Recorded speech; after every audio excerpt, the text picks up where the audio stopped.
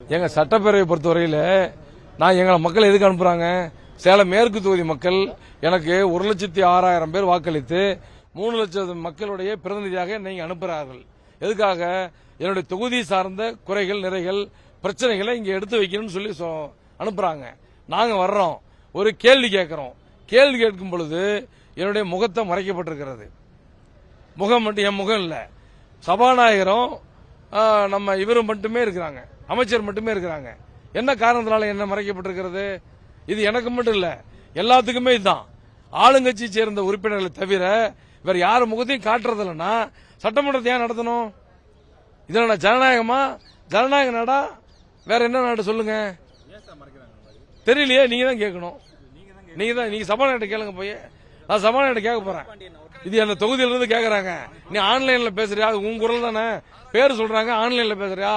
இல்ல சபாநாயகர் உருவமா நீ டபுள் ஆக்ஷன் மாதிரி சபாநாயகர் முகமா ஏதாவது மாஸ்க் போட்டியான்னு கேக்குறாங்க. இந்த வினாக்கள் விடைகள் நேரம் வருதுங்க. இதுவரையில வினாக்கள் விடை நேரத்தில் எல்லாமே நேரலையில் ஒளிபரப்புவாங்க. நான் கூட ஒரு துணை கேள்வி கேட்டேன். அந்த பக்கமே என்னன்னு தெரியல, எங்க பக்கமே திரும்ப மாட்டேங்குது கேமரா. இன்னைக்கு முழுக்க, இன்னைக்கு இல்ல நேத்து இல்ல முந்தானத்துல 3 நாளுமே கேமராவை எதிர்கட்சி பக்கமே திருப்ப மாட்டேங்கிறாங்க. அதாவது இந்த ஆளுங்கட்சி இருக்கிற அந்த இது மட்டும் தான் காமிக்கிறாங்க. நாங்க இருக்கிற பக்கமும் ஆளுங்கட்சி சேர்ந்தவங்க இருக்கிறாங்க. ஆனா எங்க பக்கம் கேமராவை திருப்ப மாட்டேங்கிறாங்க. தொழில்நுட்ப கோளாறு என்ன? கேமரா ஒரு கேமரா இருக்குது, 10 கேமரா இருக்குதுங்க. அது தவறுங்க. அது தவறான கருத்தை சபாநாயகர் சொல்லக்கூடாதுல்ல. அதனாலதான் காட்ட மாட்டேங்கிறான்னு சொல்றேன். எனக்கு தெரியல, நாங்க வரல. நாங்க பேசும்போது ஆமா வரல.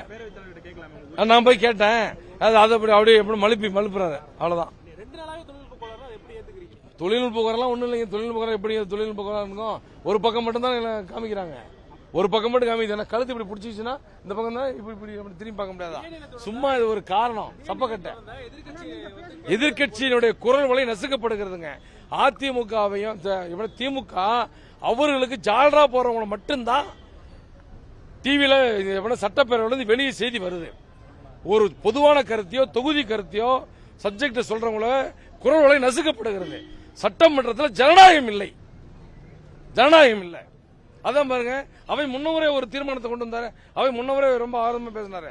அதிகாரிகள் யாருமே அவையை மதிக்கிறதில்ல. இது அவை என்ன சும்மாவா 10 பேர் உட்காந்து பேசுறதுலாம்?